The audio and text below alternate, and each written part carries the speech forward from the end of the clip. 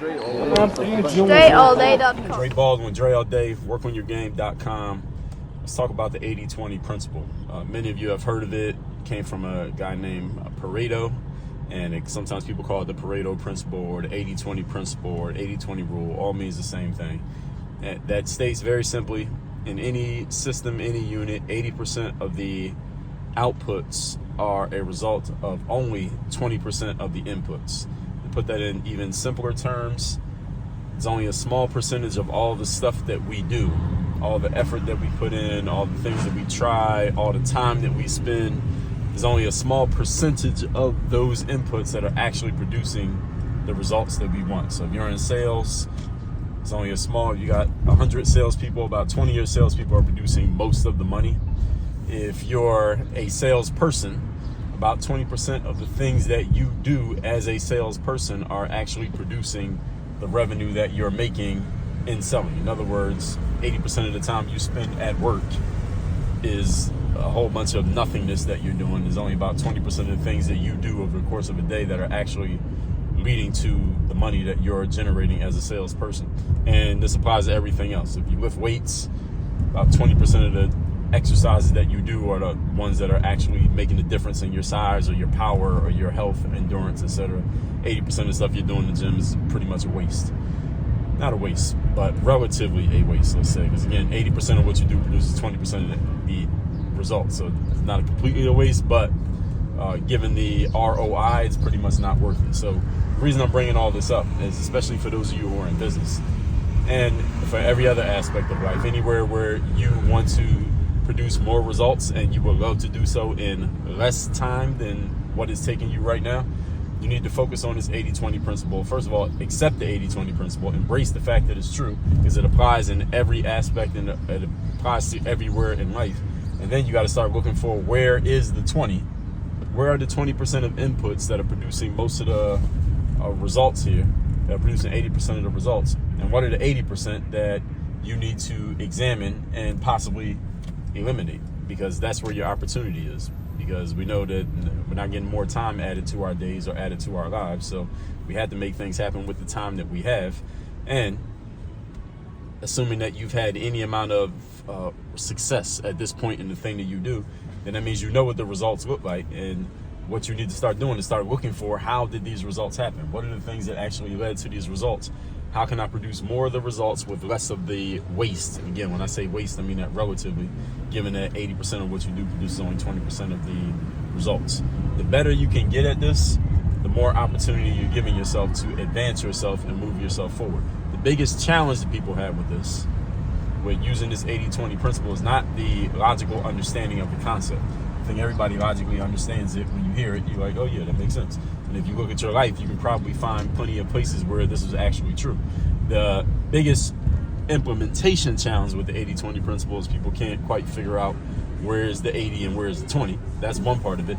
The other part of it is, and this is the bigger part to me, is that people are emotionally connected to their habits. People are too emotionally connected to doing the same things the same way every time, over and over again. In other words, unwilling to part with habits that they've had for a long time, even though they can logically and rationally understand that those habits are not actually part of what's producing the result.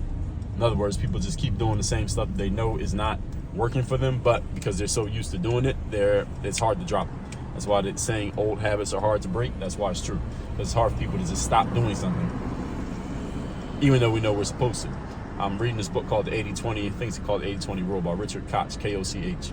And he talks about how, especially in Western society, many of us are connected to what they call the Protestant work ethic. The Protestant work ethic is just like that person who work hard every day, show up early, stay late, outwork your competition. When you're facing the challenge, you put more effort into it. Just hard work as a virtue. And listen, I'm not a person who's going to tell you hard work doesn't matter. I mean, my whole brand is called Work on Your Game. So work does matter. It's just a matter of what kind of work you're doing, where you're doing that work, and is the work directed towards a a specific outcome that you know you're trying to get to? And do you have good reason to believe that this work is going to lead to this outcome? And working with a lot of entrepreneurs, and back in the day working with a lot of athletes, one thing that I know to be true is that a lot of us have very bad formulas for what we think is going to produce an outcome. And then we work really hard with bad formulas, which means we're never going to get to the outcome because the formula is a non-working formula, which means you can work as hard as you want on something, but if you have the wrong map, you're going to get to the wrong destination. You get what I'm saying? So this is why, first of all, you need insights. You need a better way of thinking so that you can make sure you're not doing a whole bunch of work that's not going to get you to the outcome. And also accepting and embracing the fact that it's not hard work that's really the key to your success. Hard work is an element of success. It is not the key to success. Those are two different things. It's like salt, pepper, and oregano are good elements of a sandwich if you like them, but if all you have was salt, pepper, and oregano, you don't have a sandwich. And if you don't have any salt, pepper, and oregano, you can still eat a sandwich. So hard work is an element, but it is not, first of all, it's not always required, because there are a lot of ways that you can create success with relatively little hard work, just better smart work. But you got to know what the smart work is.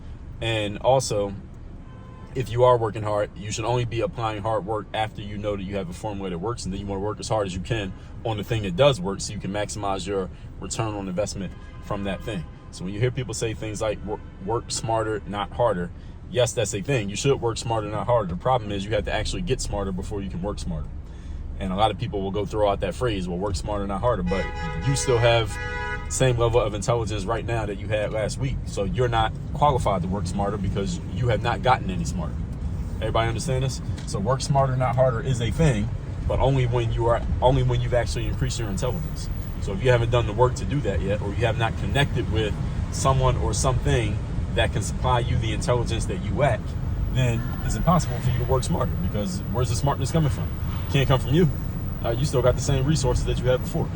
Everybody understand what I'm saying? So this 80-20 principle, in conclusion, is a real thing. It does work, but there are some prerequisites, we'll say, for lack of a better term, that you need before you can actually make this work for you. And I just told you what they are. You have to get better information.